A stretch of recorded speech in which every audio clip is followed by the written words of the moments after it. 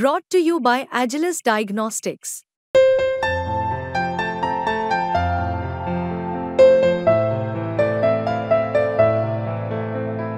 Agilus Diagnostics.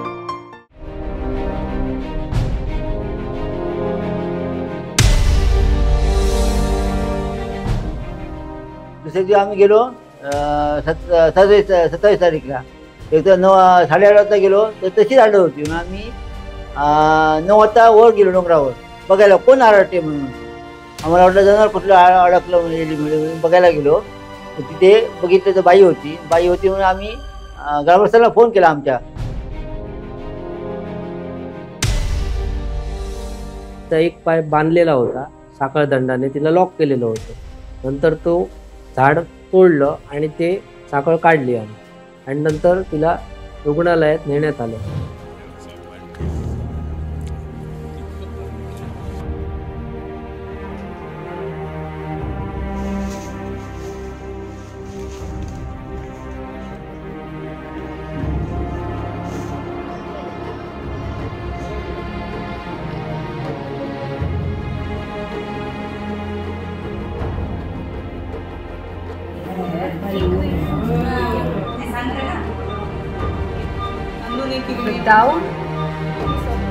Without food for 40 days. आता गुरं घेऊन गेलो त्याच्यावर माळरानावर.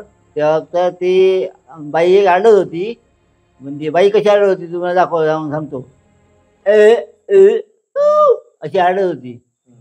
2 दिवस आडत होती.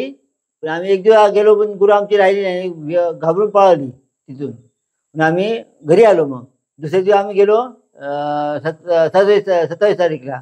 एक तर 8:30 वाजता गेलो तर तशीच आढळ होती. म्हणून आम्ही 9 वाजता वर गेलो डोंगरावर बघायला कोण आरडते म्हणून. आम्हाला वाटलं जनावर कुठलं अडकलं म्हणून एली म्हणून बघायला गेलो. तर तिथे बघितलं तर बाई होती म्हणून आम्ही ग्रामस्थांना फोन केला आमच्या लोकांना. ग्रामस्थांना फोन करून आम्ही मग सरपंचाला फोन केला. सरपंचाला सांगितलं तुम्ही पोलिसाला घेऊन या, एक बाई बांधलेली आहे. आणि सोनवलेकर एक माणूस होता तिथे शेतीमध्ये आपल्या, तो तिला सांगितलं तुला तिला बोलवून बघितलं इथे ये आणि बघ एक बाई बांधलेली आहे, तू बघून जा म्हणून सांगितलं त्याला. साखळ होती आणि तिला लॉक होतं, झाडाला बांधलेली होती. तुम्ही वर गेला ते गुरं खाली होती आमची. आम्ही वर गेलो बघायला. 2 दिवस आरडते म्हणजे कोण जनावर काय बघायला गेलो आम्ही. 8:45 वाजलेले. हो 2 दिवस आढळ होती. नाही आम्ही 2 दिवस तिकडे गेलेलो. अगोदर एक शेळीकडे होता, तो माणूस सांगत होता सोनवलेकर म्हणून. तो संध्याकाळी आपला आवाज आलेला तिकडे ओरडायचा. वस्तीपासून साधारणतः किती अंतर आहे? वस्तीपासून आहे तुला 10 किलोमीटरच्या वर आहे. आणि आम्ही नाही होतो, आम्ही गुरं घेऊन तिकडे गेलो ना. ते वक्त पोलीस बी आले. ते वक्त आम्ही मग घरी आलो. 1 वाजता घरी आलो गुरं घेऊन.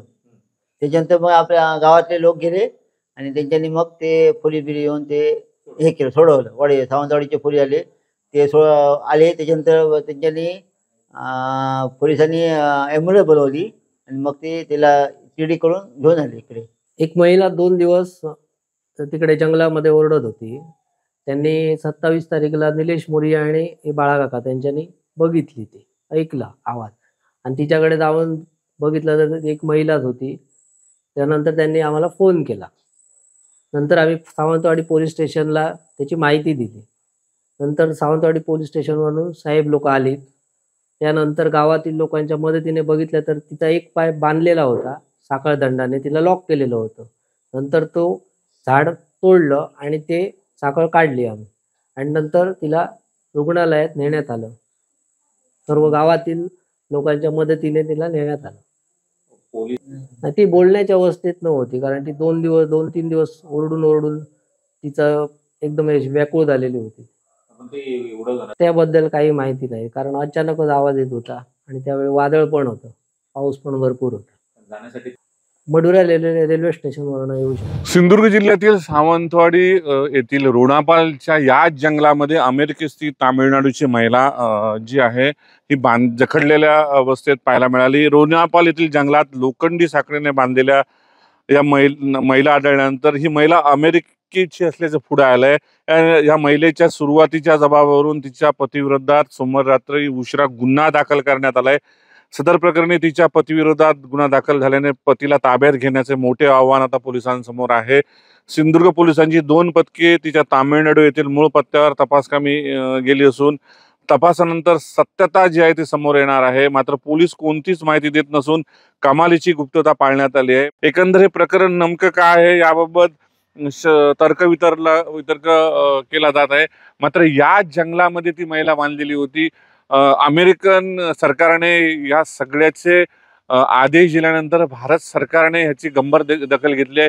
मात्र इथले पोलीस अधीक्षक असतील किंवा पोलीस कोणत्याही प्रकारची माहिती देत नाहीत. एकंदर हे प्रकरण काय आहे, 4 पथकं जी आहेत ही तामिळनाडू, गोवा आणि अन्य राज्यामध्ये गेलेली आहेत. सिंधुदुर्ग जिल्ह्यातल्या मोढेरा पोलीस स्टेशनचे CCTV फुटेज जे आहे हे तपासण्याचं काम केलं जात आहे. मात्र इथेही महिला आढळून आल्यामुळे ही महिला नेमकी या जंगलात कशी गेली याचा पण तपास सुरू आहे. आता पतीला अटक करण्याचं मोठं आव्हान पोलिसांसमोर आहे. कॅमेरामॅन वेदांसह भरत केसरकर, मुंबई तक, सिंधुदुर्ग.